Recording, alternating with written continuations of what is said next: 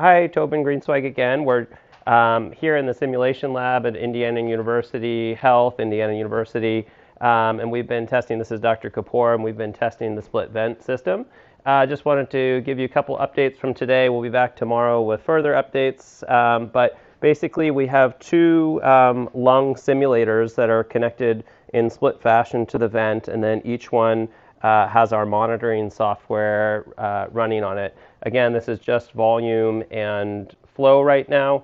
Hopefully by tomorrow that we're going to have our pressure transducer also hooked up so that we'll have volume, flow, and pressure. So basically what we've got here, and Dr.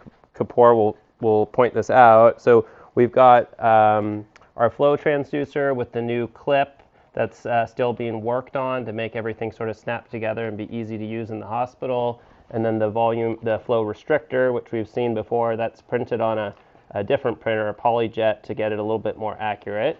That was all hooked up to the computer via the Raspberry Pi.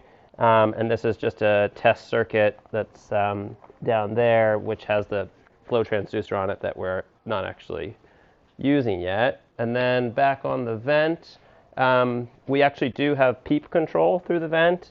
And this is a PEEP valve that we bought from Pittsburgh. Unfortunately, they're in very short supply. I think we bought the last ones that they are going to have for the next 2 months. It's a magnetic PEEP valve. But we have a 3D printed variant that will rely on the normal like AMBU PEEP valve, something like this, which most hospitals probably have. It'll sort of create a shroud around it and allow it to become an inline PEEP valve instead. We'll hopefully have that for testing tomorrow, and we'll share the 3D printing. And then on the second patient, we just have the same setup with a flow transducer up to the monitoring system. And then, of course, here is our vent. And these lung simulators are pretty amazing.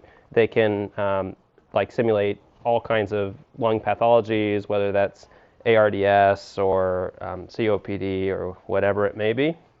Show that we are merging ARDS with a...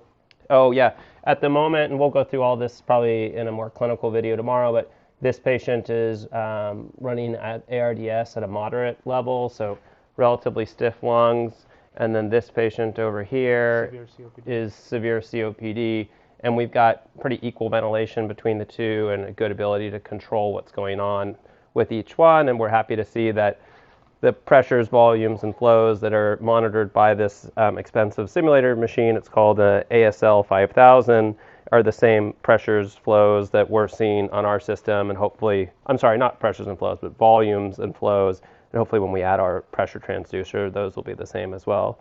The last thing I'll just say is in the classroom over here, we've started working out kind of an algorithm for, okay, you've got split patients, patient 1, patient 2 on a vent. If you need to adjust PEEP, tidal volume, or O2, what knobs do you need to turn? Because it's a little bit unconventional. And since these patients are connected, there is some overlap between the two. So don't try to make too much sense of this, because we'll come back with a modified version in a day or so. Thanks.